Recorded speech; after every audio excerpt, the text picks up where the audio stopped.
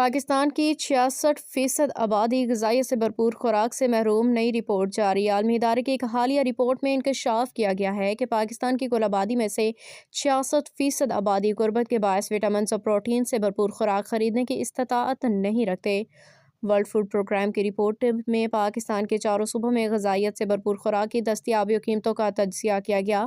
Report کا مقصد بنظیر income support جیسے سماجی تحفظ کے پروگرام کے ذریعے غذائیت سے بھرپور خوراک کی فراہمی میں چیلنجز اور اس پروگرام کی افادیت کا جائزہ لینا تھا۔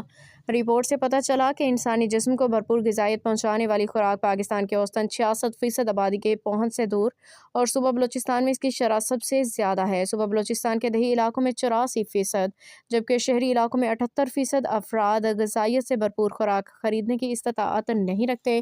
سندھ کے دیہی علاقوں میں 76%، شہری علاقوں میں 60%، پنجاب کے دیہی علاقوں میں 68%، شہری علاقوں میں 63% اور خیبر پختونخوا کے دیہی علاقوں میں 59%، جبکہ شہری علاقوں میں 67% آبادی غذائیت سے بھرپور خوراک خرید نہیں سکتی۔ رپورٹ میں انسانی جسم کی بنیادی ضروریات پوری کرنے والی اور بھرپور غذائیت والی خوراک کے یومیہ اخراجات بھی بتائے گئے۔ رپورٹ کے مطابق بنیادی ضروریات پوری کرنے والی خوراک کے یومیہ اخراجات فیکس 18 سے 32 روپے ہیں، اور قومی سطح پہ ملک بھر میں صرف 5% یہ اخراجات کرنے سے قاصر ہیں۔ تاہم جب غذائیت سے بھرپور خوراک کی بات ہوتی ہے تو اس کے لیے 67 سے 78 روپے فیکس روزانہ درکار ہیں۔